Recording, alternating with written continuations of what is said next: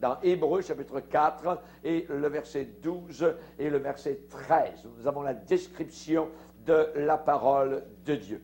Dans Hébreux chapitre 4, versets 12 et 13, il est dit « Car la parole de Dieu est vivante et efficace, plus tranchante qu'une épée quelconque à deux tranchants, pénétrante jusqu'à partager âme et esprit, jointure et moelle. Elle juge les sentiments et les pensées du cœur. Nulle créature n'est cachée devant lui, mais tout est nu et découvert aux yeux de celui à qui nous devons rendre compte. Amen. Père, nous voulons te bénir, Seigneur Jésus, pour cette première partie que nous avons vue ce matin. Nous te bénissons à l'avance pour la deuxième partie, pour la continuation de ce message, Seigneur, sur l'épée de ta parole. Comme il est bon, Seigneur, de se rappeler l'efficacité, Seigneur, de ce qui sort de ta bouche. Toi qui as dit que l'homme ne pouvait pas vivre uniquement de pain naturel, mais de toute parole qui sortait de ta bouche. Nous te bénissons de ce que nous en sommes encore aujourd'hui les bénéficiaires. Nous voulons suivre le conseil que Paul a donné à Timothée. Nourris-toi des paroles de la foi. Nous te bénissons pour cette parole qui ne retourne pas à toi sans effet. Nous te prions, Seigneur, que nous soyons influencés, Seigneur, dans nos décisions, dans notre vie entière, dans nos sentiments, Seigneur, que nous puissions toujours être influencés par ta parole, que nos actions et nos réactions soient toujours soumises à ta parole, qui reste autorité dans le ciel et sur cette terre. Amen. Et tout le peuple dire Amen. Amen. Gloire à Dieu. On peut s'asseoir, frères et sœurs. Alléluia. Gloire à Dieu. Nous avons ici, dans ce passage d'Hébreux chapitre 4, une description, je dirais, une capsule de la description de ce qu'est véritablement la parole de Dieu, de ce qu'elle accomplit, de ce qu'elle fait, évidemment. Et on sait que cette parole est décrite comme étant vivante, efficace, tranchante, pénétrante, alléluia, elle juge, alléluia, les sentiments et les pensées de nos cœurs. Et ensuite, il est dit, nulle créature donc n'est cachée devant le Seigneur, qui est la parole même, qui est la parole incarnée, qui a été fait parole. Évidemment, j'aimerais vous dire que dans le cœur de l'homme sur cette terre, il n'y aura jamais aucun soulagement. Il n'y aura jamais aucune guérison, il n'y aura jamais aucun réconfort tant qu'il n'y a pas de justice. Et justice a été faite pour chacun de nous à la croix du Calvaire. Amen. Notre justice à nous ne nous accordera jamais la délivrance de nos péchés. Notre justice personnelle est décrite comme étant un vêtement sale. Toutes les bonnes œuvres, voyez, que nous pensons faire pour nous racheter, ces choses-là sont de la saleté aux yeux du Dieu éternel. On a besoin d'une justice qui dépasse celle des hommes, la justice de Dieu, et ça a été Christ à la croix du Calvaire. Amen. Et la Bible déclare, lorsque l'apôtre Paul dit qu'il n'a pas honte de l'Évangile, il va dire, parce que dans l'Évangile est révélée la justice de Dieu. À l'intérieur de l'Évangile, à l'intérieur de l'Évangélion, de la bonne nouvelle, est révélée la justice de Dieu. Il y a révélation, il y a découverte, il y a dévoilement de la justice de Dieu. La justice de Dieu, c'est elle qui nous sauve. Et dans l'Évangile, elle est révélée. Par la foi, évidemment, pour y croire, il faut y croire au départ. Et pour la foi, pour la continuation de notre marche chrétienne, nous avons besoin de cette justice. Selon qu'il est écrit, le juste, celui qui est justifié par le sang de Christ, eh bien, vivra par la foi. le fuel, dans le moteur spirituel, c'est la foi. La foi. On ne pourra jamais échapper à la foi. Tant que nous sommes sur terre, nous devrons marcher par la foi. Pas par nos sens, pas étant sensuels, mais étant spirituels. Non pas étant charnels, étant de l'esprit. Étant de l'esprit. Amen. Gloire au Seigneur. Donc, la personne a besoin de bien plus que de l'analyse. Ce monde est rempli d'analyse, de psychanalyse, de psychologie. Voyez, cela ne nous fera pas faire, je dirais, 1 kilomètre de plus en avant. Cela ne nous fera même pas avancer d'1 centimètre. Je répète, on a besoin de la justice. Sans la justice de Christ, personne n'entrera dans le ciel. Un homme a été décrit par une parabole du Seigneur étant entré dans la salle de noces sans son vêtement de noces. Et il lui a été dit, comment as-tu fait pour entrer ici? Tchouk! On l'a pris et il a été jeté au fond de l'enfer. Personne n'entrera dans le ciel par ses propres bonnes œuvres, par sa propre justice personnelle. Voyez? Et la parole de Dieu nous indique le moyen pour être évidemment sauvé. Voyez? On a besoin, de quoi l'homme a-t-il besoin? Voyez? L'homme a besoin d'une opération chirurgicale divine. Divine. Avec le scalpel de Dieu comme infirmier, voyez, qui s'appelle, le scalpel s'appelle l'épée de l'esprit, qui nous met à nu, à découvert, et qui fait sortir la pourriture, je dirais, de l'enflure que nous sommes. Nous sommes des enflés, voyez. Au printemps, je suis allé à l'hôpital, je m'étais frappé donc le genou et ça a fait toute une bosse. J'avais un genou de façon inimaginable. Le médecin a pris le scalpel et il a dit « ça va faire mal un peu, monsieur ». Oui, ça a fait mal. Je me suis accroché sur la table et avec ses 2 pouces, après qu'il a poussé là-dessus et tchouk, il y a du sang, il y a des caillots de sang qui a jailli dans tous les endroits. C'est salé d'un côté. Oui, merci, j'étais content. Ça a fait mal, mais j'étais content. Ah oui, pourquoi? Par cette affaire qui était là-dessous, qui suppurait, qui était là, qui n'envoyait pas la tête.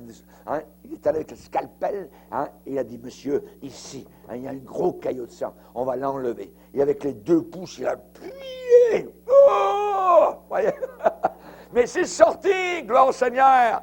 Et il y a des gens qui n'acceptent pas le scalpel du Seigneur. Ils ne veulent pas, voyez, que ça sorte, parce que ça fait mal, parce qu'ils ne veulent pas se reconnaître comme étant des pécheurs, des pervers, des impies devant Dieu, voyez. Et c'est ce que nous sommes tous. C'est ce que nous sommes tous. Nous sommes des pécheurs. Et il n'y a pas de réconfort, il n'y a pas de soulagement tant qu'il n'y a pas de justice. Ça veut dire quoi? Ça veut dire que le péché devra abandonner devant cette épée. Le péché doit lâcher devant ce scalpel. Voyez? Le mensonge doit lâcher devant cette épée de Dieu. Voyez? La convoitise doit disparaître.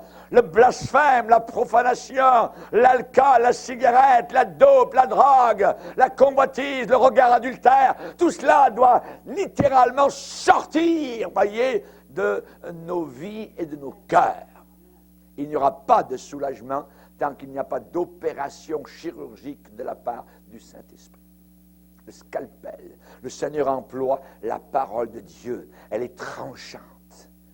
Elle est tranchante. Tout est nu et découvert devant celui. Oh, je vais encore avoir affaire à lui là-haut. Voyez, je dois rendre compte de ma vie à Dieu là-haut dans le ciel.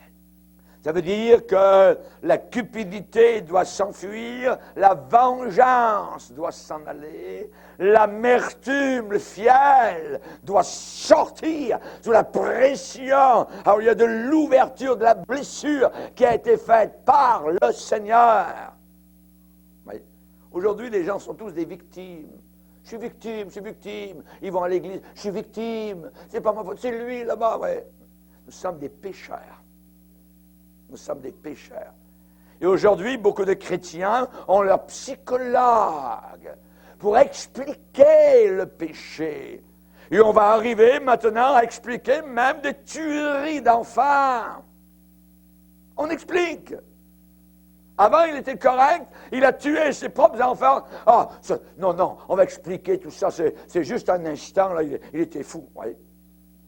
Si vous psychanalysez Caïn, voyez, est-ce que Dieu l'a psychanalysé de la même manière que nous le faisons dans notre génération? Dieu a dit, tu seras maudit. Tu seras maudit. Le sang de ton frère crie du bas de la terre jusqu'à moi. Il l'a chassé loin de sa face. Ça a été le premier rebelle. Et le Nouveau Testament nous dit que Caïn appartenait au diable. Il était du diable, il ne s'est jamais repenti de ses péchés. Et on a besoin de bien plus que de l'analyse, que de la psychanalyse. Voyez, le diable arrive et il met en doute le scalpel du Seigneur. Il dit non, n'ouvre pas la plaie. Ça va salir partout, ça va se répandre, ça va puer, tout ça. Il ne veut pas, voyez. Alors qu'en réalité, il faut que ça sorte sous le scalpel du Seigneur. Et le diable arrive et il a sa philosophie. Et il vient vers nous comme il est venu vers Adam et Ève. Dieu a-t-il réellement dit ceci ou cela? Il met en doute la parole de Dieu. Le moment où vous commencez à douter des Écritures, le moment où vous commencez à douter de l'infaillibilité de la parole de Dieu, vous êtes en grand danger. Vous avez commencé à écouter la voix siffleuse, perverse, séductrice du diable et du serpent. On sait que l'apôtre Pierre était dans une barque. Et le Seigneur lui a dit, Jésus était sur l'eau en train de marcher, « Viens, Pierre !» Parce que Pierre avait dit, si c'est toi, Seigneur, là-bas, si tu n'es pas un fantôme, appelle-moi, je vais y aller vers toi, sur l'eau.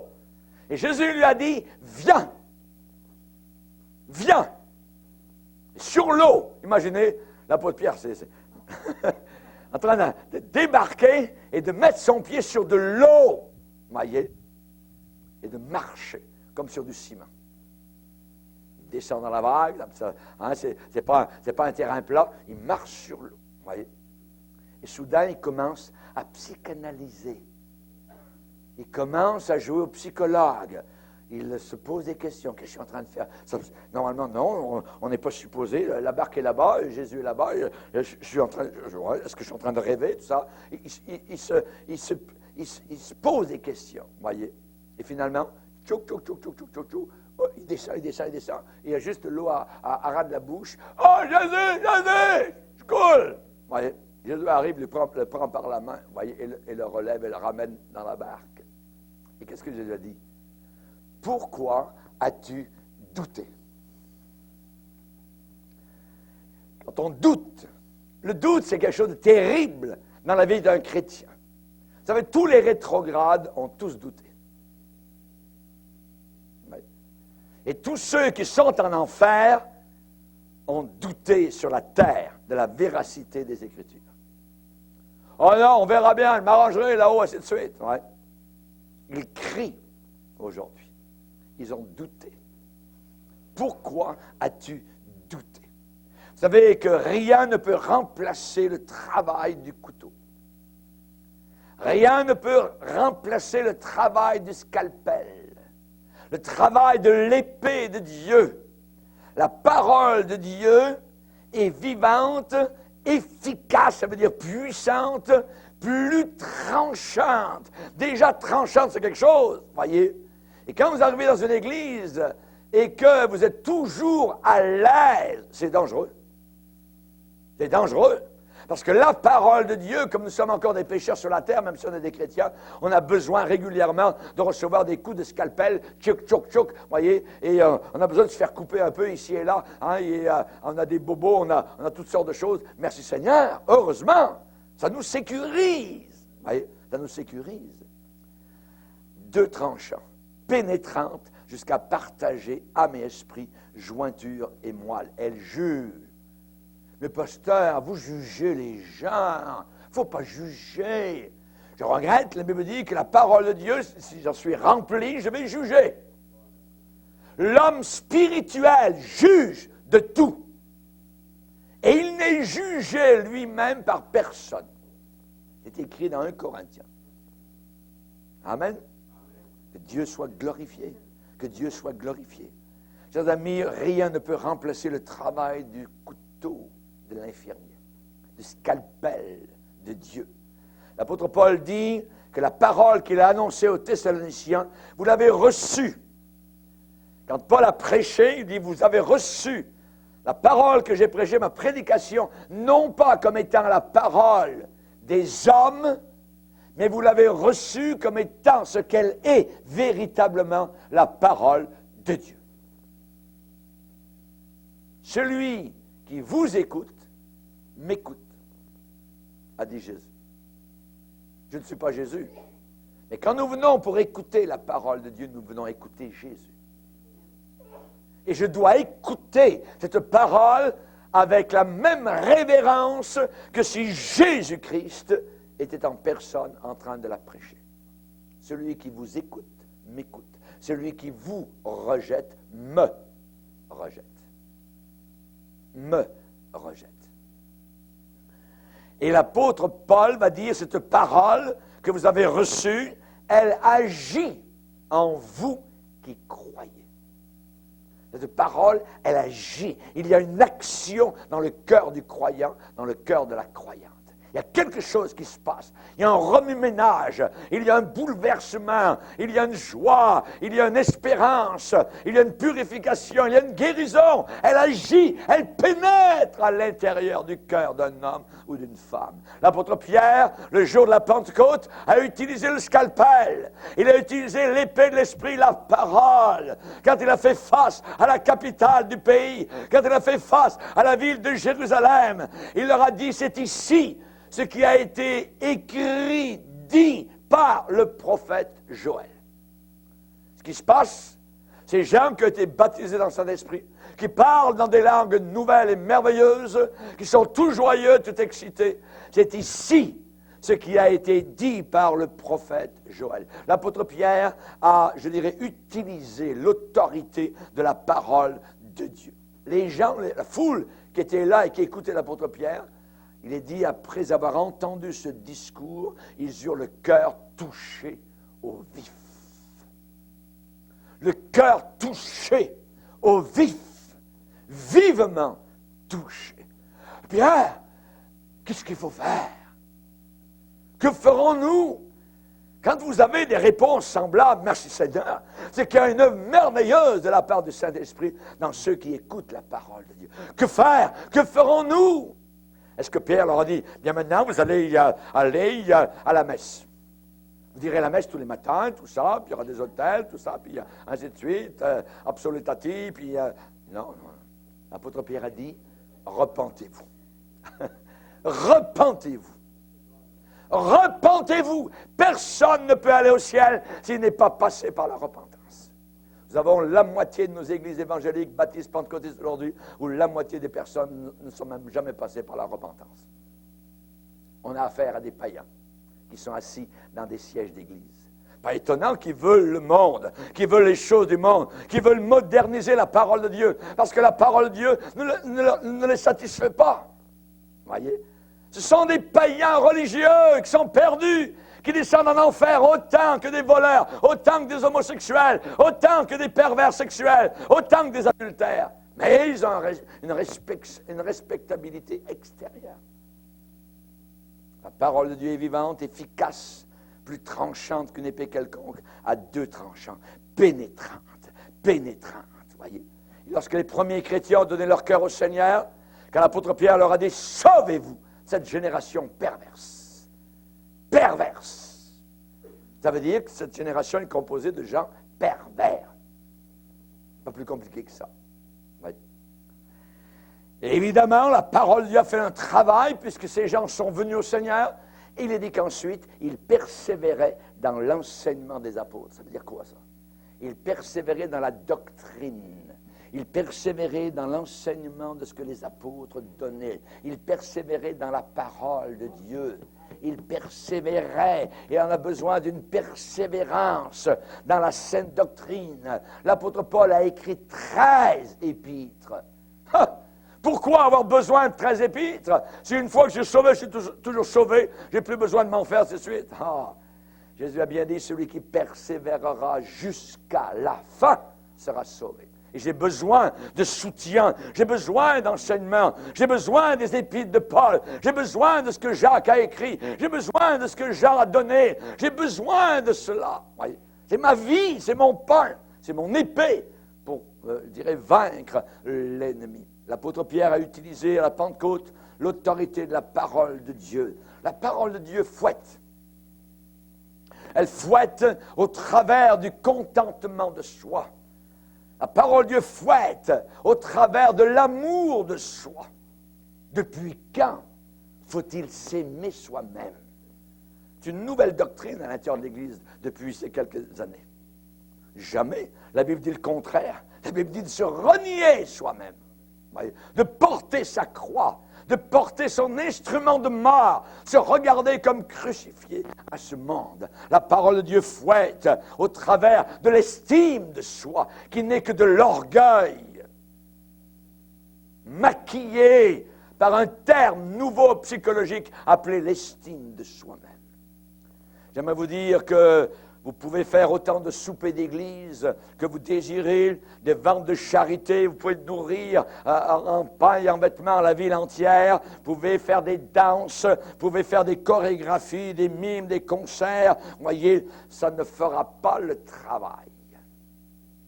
Ça ne fera pas le travail de Dieu. Il n'y a pas suffisamment de chaleur dans une crème glacée sociale pour pousser du coude un pécheur vers la croix du calvaire. Les gens se contentent de souper, ils se contentent de choses merveilleuses, voyez, tant qu'on ne leur parle pas de leur péché. Tant qu'ils ne sont pas convaincus de péché, de justice et du jugement qui s'en vient par le Saint-Esprit. Ils n'en veulent plus de cela aujourd'hui. Chers amis, le péché doit être révélé. Le péché doit être confessé, purifié, avoué. Le péché doit être reconnu. Je suis un pécheur. Et il doit être ensuite délaissé. Délaissé et abandonné. Aujourd'hui, beaucoup de gens dans les églises ne font qu'une seule chose. Voyez, ils ne font que repeindre à neuf le chemin grand et large qui mène en enfer. Nous ne voulons pas repeindre le chemin grand et large. Nous voulons prendre une autre direction, on s'en fout de ce chemin-là. On veut prendre le chemin étroit qui mène au ciel. Amen? Et vous avez un paquet de gens qui sont en train de peindre avec des pots de peinture, tout ça, et de regarder comment est-ce qu'on ne pourrait pas faire, comment est-ce qu'on peut rénover ceci, rénover cela. Il faut repenser l'Église, tout ça. Jésus n'a pas voulu dire ceci, il n'y a pas d'enfer. Il y en a un dernièrement qui vient d'écrire un livre abominable dans l'Église émergente. Il s'appelle Bel, B-E-L, c'est pas beau. Parce qu'il met en doute l'authenticité de l'enfer éternel. Et des milliers de chrétiens sont en train d'avaler cela. Et c'est encore l'Église catholique avec son purgatoire qui revient. Sous une autre forme. Mais voyons donc, Dieu est bien trop bon, on ne peut pas envoyer les gens en enfer pour l'éternité. Il doit y avoir un moyen. Voyons donc. Oui, que peut-être on peut souffrir quelque part pendant une couple de milliers d'années. Et ensuite on ira au ciel. Il le dit de cette manière-là. Et les gens aiment ça. C'est plaisant. C'est très agréable, mais pas d'enfer éternel. Alors, on est en train de prendre ce passage de la Bible, on déchire la parole de Dieu, on enlève ceci, et la Bible dit, celui qui ôte ou ajoute quelque chose à ce livre, sa vie sera retranchée de la ville de gloire. De la ville de gloire. Jésus a bien dit, c'est lui qui a enseigné, et ceux-ci iront au châtiment éternel. Au châtiment éternel. Ne croyez pas non plus les adventistes du 7e jour, voyez. Vous serez anéantis, vous deviendrez un petit paquet de sable, un petit paquet de cendre, tout ça, puis vous n'aurez plus conscience, voyez. Jamais de la vie. Jamais de la vie. Il y a beaucoup de chrétiens qui pensent que les adventistes du 7e jour sont des chrétiens. Voyez la dérive, le manque d'enseignement. On a besoin de faire très attention. J'aimerais vous dire qu'une autre question arrive, non seulement l'enfer éternel, mais le catholicisme. La question qui est posée, les catholiques sont-ils véritablement chrétiens? Je vais vous le répondre, jamais de la vie. Si les catholiques et le pape vont au ciel, moi je vais aller en enfer. Pourquoi? Parce qu'ils ne sont pas plus chrétiens que moi je suis astronaute. Ils ne connaissent pas le salut. C'est une question qui est en train de sortir. Mais beaucoup de chrétiens disent, c'est des chrétiens, c'est l'église écuménique de la fin des temps qui est en train de monter. On a été avertis par la parole de Dieu. Prier les morts, invoquer les démons, croire à un purgatoire, des chapelets, invoquer Saint-Antoine, ainsi de suite, les bonnes œuvres qui vont nous sauver, des gouttes d'eau qui font de vous des chrétiens, que vous êtes bébés. Ah, si vous croyez cela, vous n'êtes pas chrétien. Vous n'êtes pas chrétien. J'ai connu le système religieux catholique suffisamment de nombre d'années pour savoir que je n'étais pas sauvé quand j'étais à l'intérieur. Impossible. Impossible, voyez, d'être sauvé. Et quand vous êtes sauvé, vous sortez de ce système, je dis bien, qui est diabolique. La moitié des prêtres catholiques sont des homosexuels en Amérique du Nord, 50%. Quand vous avez un homosexuel qui dit « Voici l'agneau de Dieu », voyez, avec le Dieu Galette. L'Église catholique est la seule à créer Dieu. Dieu n'est pas là au début, mais soudain, par une magie, le magicien est en avant avec des ornements, tout ça, et les gens sont éblouis par tout ça. Vous voyez, l'Église babylonienne a toujours agi de cette façon-là, voyez, pour éblouir les gens, et les gens croient ça. Et tout d'un coup, ce morceau de galette devient Dieu. Et Dieu. Et le curé dit, voici, regardez-le bien, l'agneau de Dieu. Et les gens viennent en avoir, et on veut recevoir l'agneau de Dieu. Vous voyez, c'est une folie. C'est une folie. C'est un mensonge inimaginable et abominable. Des millions de pauvres catholiques romains sont séduits dans ce sens-là. Vous voyez, sont séduits. Eux, ils pensent qu'ils ont Jésus dans l'estomac. Ils se sont juste trompés de tuyau. Il faut l'avoir dans le cœur. Il faut l'avoir dans le cœur. Dans le cœur. C'est là que ça se passe. Amen. Le péché doit être délaissé. L'erreur doit être dévoilée. Les pasteurs que nous avions au départ, quand on venait au Seigneur, on venait tous de milieux catholiques, ils nous enseignaient, on savait très bien, on riait, on se moquait d'eux. Pourquoi? Parce qu'on était libérés des ténèbres. On ne veut pas repeindre le chemin grand et large qui mène en enfer. On a besoin de plus qu'un concert. Voyez? Évidemment, quelqu'un peut dire, moi, je ne veux pas le savoir, ce n'est pas mon affaire, ça. Oui, mais préférer l'ignorance ne guérit pas non plus un cancer. Si un docteur vous dit, madame, on a regardé, vous avez un cancer, je ne veux pas le savoir, je ne veux pas le savoir. Vous l'avez dans le corps.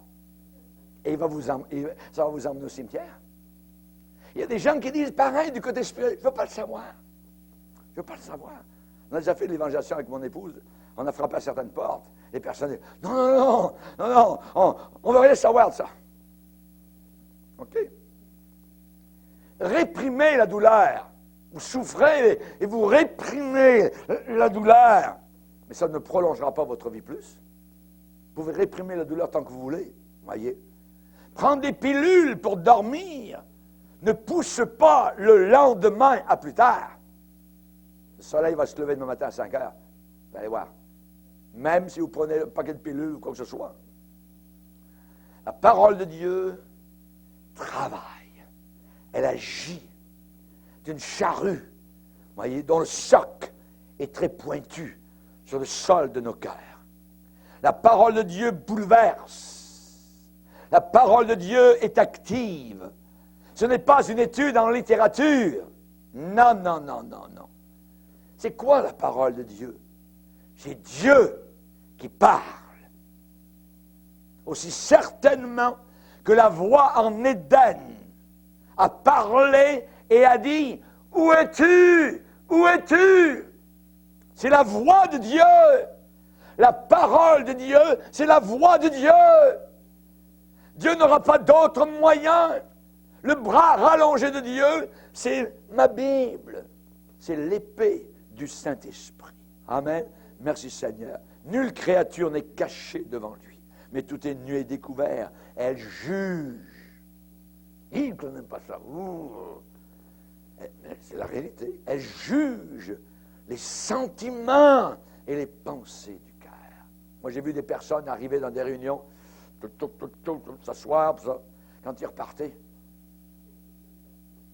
le visage, voyez, complètement touché, à vif, par la puissance de Dieu. Sur le visage même, vous voyez l'impact de la parole de Dieu. Merci Seigneur. Merci Seigneur. Amen. Elle juge les sentiments et les pensées du cœur. La parole de Dieu va vous pointer. Elle va vous pointer, tôt ou tard, voyez. Et personne n'aura besoin de vous dire si vous êtes à la mauvaise place le samedi soir ou le dimanche matin. La personne intelligente dans cet auditoire va dire « Sonde-moi, ô Dieu, et connais mon cœur. Éprouve-moi et connais mes pensées. Regarde si je suis sur une mauvaise voie et conduis-moi sur le chemin de l'éternité. » Alléluia. Amen. Merci Seigneur. Oui, la parole de Dieu va nous pointer. Merci Seigneur de ce qu'elle nous pointe. Le jour où vous ouvrez ce livre et où ça ne vous dit plus rien, où elle ne vous parle plus, vous êtes exactement comme Jésus avec Hérode. Hérode lui a posé des questions, Jésus n'a pas répondu un seul mot. Si la parole de Dieu ne vous dit plus rien, vous êtes comme le roi Saül, qui a dit, « Oh Dieu, Dieu, qu'est-ce que je dois faire? » Dieu n'a rien répondu. Pourquoi? Il y avait des raisons. Parce qu'il s'est tourné vers autre chose qui n'était pas de Dieu, la désobéissance. Il s'est tourné vers ce que Dieu ne voulait pas, jusqu'à des sorcières. Le lendemain, il s'est suicidé. Rien n'est jamais établi, à moins que ce ne soit bien établi. Si ça secoue, si ce n'est pas établi, si ce n'est pas bien bolté, serré, voyez, ce n'est pas bien établi. Rien n'est jamais établi véritablement, à moins que ce ne soit bien établi. Les lois parmi les hommes sont passées. On passe des lois. Mais ensuite, ces mêmes lois sont détournées. Voyez? Détournées par des hommes de loi puissants qui trouvent les fissures, qui trouvent les crevasses. C'est la parole des hommes. Mais Dieu n'est pas un homme pour mentir. Ce qu'il a dit, il l'a déclaré et il l'exécute. Amen. C'est la parole de Dieu et Dieu est à la hauteur de ce qu'il a déclaré. S'il nous dit à nous, sur la terre, que votre oui soit oui, que votre non soit non, certainement ça s'applique à lui aussi. Et quand il dit, voilà ce que je te promets, voilà la vérité, alors certainement que c'est la vérité. Amen. Ah oui, gloire au Seigneur. Vous savez, dans les guerres, à la fin des guerres, il y a des traités de paix qui sont signés et ensuite annulés. Des traités qui ont été signés par monsieur un tel gouverneur, tel chef d'armée, tel officier, tout ça, devant tout le monde, hein, à Versailles ou ailleurs en Europe, pour la Première ou la Deuxième Guerre mondiale, tout ça. Et ensuite, pouf, on envoie ça en l'air. Les traités de paix sont signés, les paroles des hommes sont supposément établies, et ensuite, on trespasse, on passe par-dessus. Voyez, les insurgés, les rebelles brisent tout cela. Les mariages, mariage, parole des hommes. Les mariages sont solennels, que c'est beau, on a envie de pleurer, mais c'est magnifique. Moi aussi, je pleure de temps en temps, mais je vous dis que je me moque un petit peu. Pourquoi? Parce que j'ai vu tellement de mariages, voyez, où l'on a promis devant Dieu et devant les hommes, et finalement, pour envoyer tout ça à la poubelle. Les cérémonies sont plus longues, et elles sont plus chères. Et en même temps, les vœux, les paroles, perdent de plus en plus de leur sens. Dans le livre de l'Ecclésiaste, particulièrement, le Seigneur va dire qu'il n'aime pas les insensés. Il va dire, lorsque tu as fait un vœu à Dieu, lorsque tu as promis, tu as dit une parole à Dieu, ne tarde pas à l'accomplir, parce qu'il n'aime pas les insensés. Il n'aime pas les fous et les folles. Accomplis, réalise le vœu que tu as fait. Mieux vaut pour toi ne pas faire de vœu que d'en faire un et de ne pas le réaliser. Ne pas l'accomplir. Ne permets pas à ta bouche de faire pécher ta chair. Ne permets pas à ta bouche de faire pécher ta chair. Et ne dis pas en présent de l'envoyé de Dieu, « Oh, c'est une inadvertance. On n'était pas fait l'un pour l'autre. » Voyez. Parole des hommes. Les politiciens promettent. Ah, des mots. Voyez.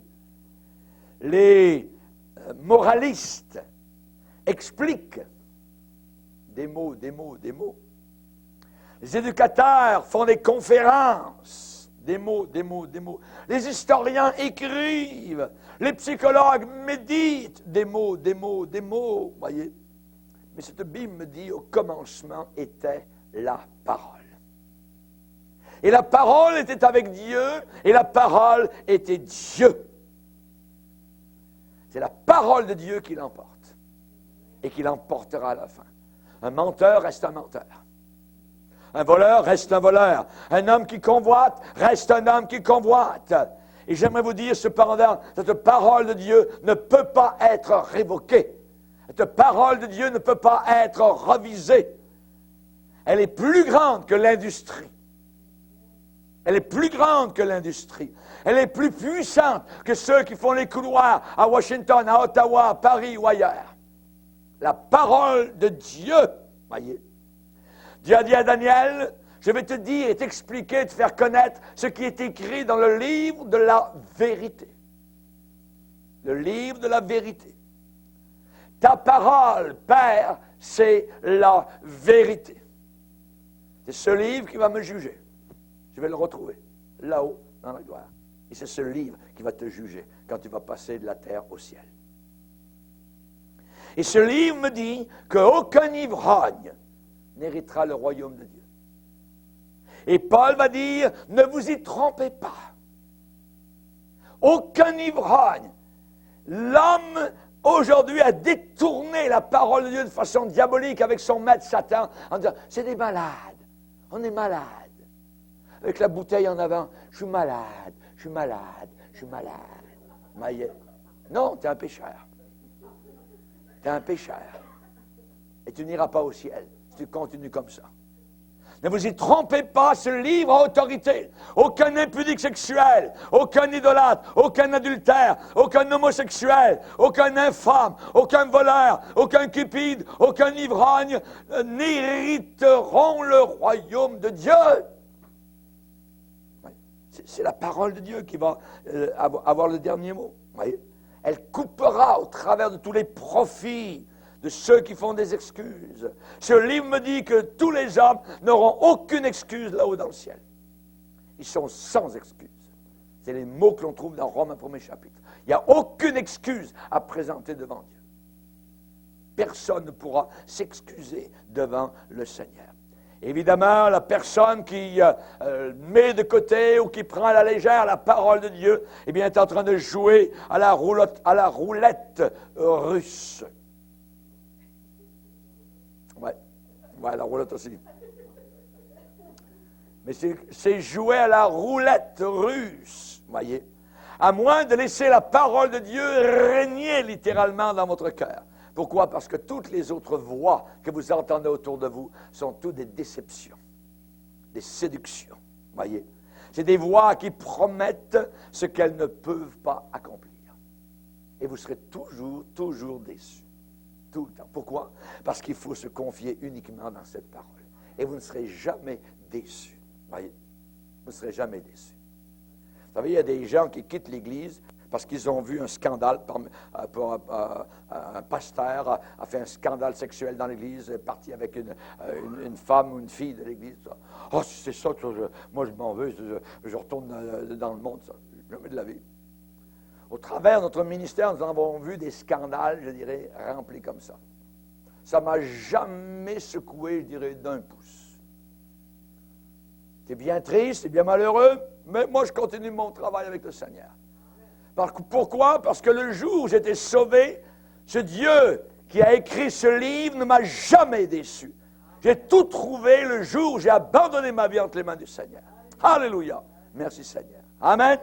Gloire au Seigneur. Chers amis, on peut continuer à couvrir nos péchés, voyez, mais inexorablement, la parole de Dieu va nous rattraper. La Bible dit, sache qu'un jour, ton péché te retrouvera. Tôt ou tard, ton péché va te retrouver. S'il y a un coup, il y a un contre-coup. S'il y a une semence, il y a une récolte. Si on sème du vent, on récolte la tempête.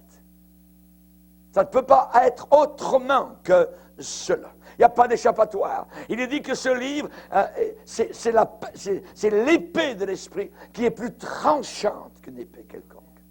Ça tranche. Et ça va diviser l'humanité entre les boucs et les brebis, entre les vierges folles et les vierges sages. Amen. Chers amis, tranchante.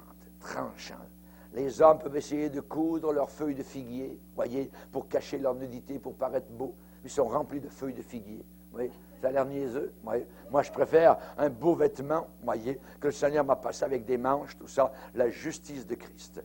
Je suis allé où pour avoir ce vêtement? Je suis allé à un endroit appelé le Calvaire. Il y a une garde-robe. J'ai ouvert la garde-robe et j'ai pris ma robe. La justice de Christ. Alléluia. Et je peux entrer dans la salle des noces pour toute l'éternité. Amen. Ce n'est pas ma justice, c'est la sienne. Gloire au Seigneur. Amen. La parole de Dieu l'emporte. J'aimerais vous dire, avant de terminer sur une note peut-être un petit peu triste, que la parole de Dieu, en même temps qu'elle fait la blessure, guérit. Elle est à deux tranchants. Il y a deux côtés. La parole de Dieu guérit. C'est la parole du grand médecin. Dis seulement une parole et mon serviteur à la maison sera guéri. Amen. Une parole, la parole du pardon, la parole de la libération, délivré totalement de toute condamnation. C'est merveilleux. Alléluia. On peut regarder le monde en face et regarder Dieu en face. Alléluia. Gloire au Seigneur. Sans aucune honte. C'est merveilleux. C'est glorieux. Merci Seigneur. Elle brise la parole de Dieu. Les chaînons du découragement, du désespoir, la femme adultère, je ne te condamne pas, va et ne pêche plus. Oh, entre les mains des hommes, elle aurait été tuée. Entre les mains de Jésus, elle est libérée. Mais va et ne pêche plus. Merci Seigneur, merci Seigneur. Et évidemment, la plus forte habitude mauvaise que nous pouvons avoir dans notre vie, ça casse devant la parole de Dieu. C'est brisé, c'est pulvérisé. Le message ne change pas. Jean 6, 37. Je ne mettrai pas dehors celui qui vient à moi. Je ne mettrai pas dehors celui qui vient à moi. Amen. Donc, il faut s'aventurer vers la force. Je ne l'ai pas. Quand nous étions sans force, Christ est mort pour des impies. Alors, je veux m'aventurer vers la force, vers le miracle. Seigneur, dit l'apôtre Pierre, si c'est toi, ordonne que j'aille vers toi. J'attends de ta bouche une parole. Et Jésus a dit un mot. Viens. Viens. Jésus aurait pu dire, reste où tu es, je veux pas te voir. Non, viens. Jésus dit, viens. Il dit toujours, viens. Viens, t'es bienvenu. Merci Seigneur. Je suis toujours bienvenu, tel que je suis. Alléluia. Ça n'a rien à moi. Je viens à toi, Seigneur. Merci Seigneur. Alléluia. Quand j'ai compris cet évangile, je me dis, c'est formidable. Alléluia. Je veux être un marchand de bonheur. Alléluia. Je veux apporter, évidemment, alléluia, partout ce message merveilleux. Même si ça me coûte, même si je reçois des œufs pourris sur la face, ou quoi que ce soit, si les gens n'acceptent pas, c'est pas grave. Alléluia. C'est merveilleux d'annoncer une bonne nouvelle. une bonne nouvelle. Merci Seigneur. Amen. La parole de Dieu guérit. Amen. Et elle est suffisante.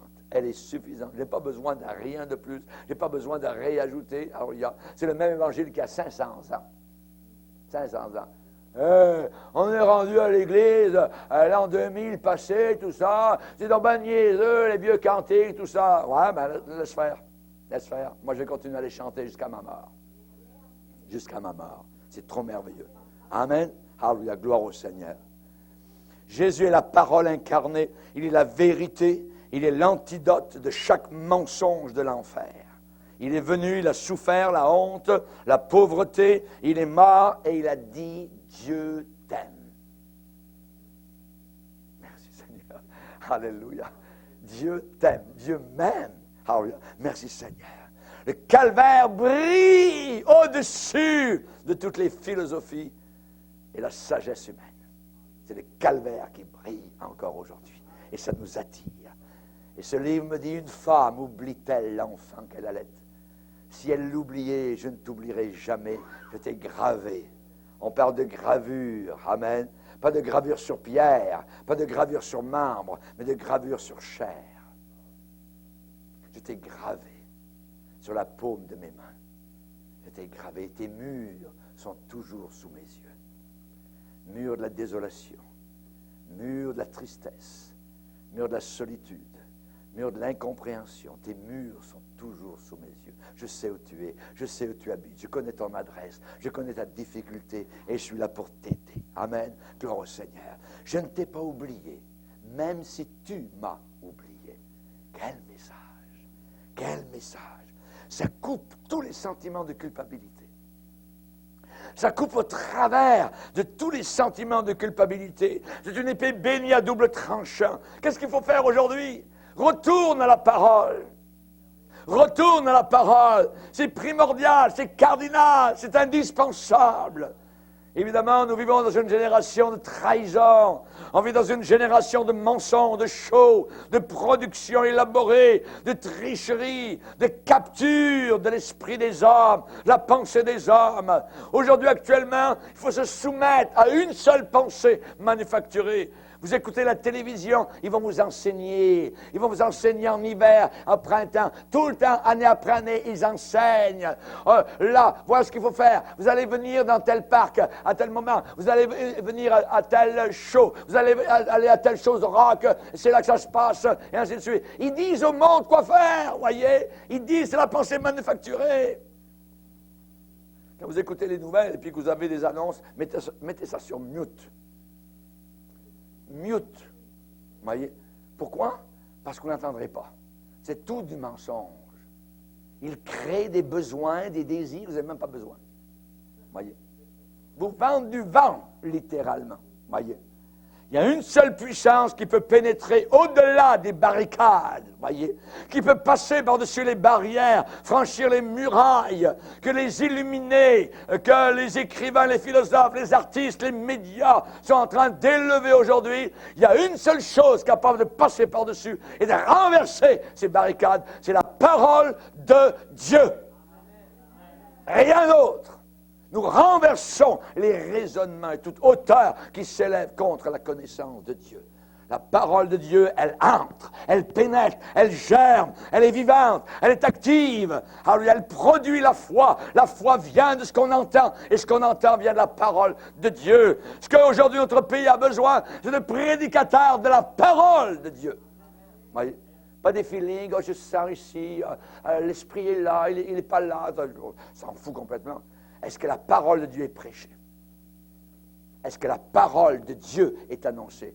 Et votre foi, ce n'est pas une histoire qui flotte comme des nuages dans les airs. C'est quelque chose qui est nourri par la parole de Dieu.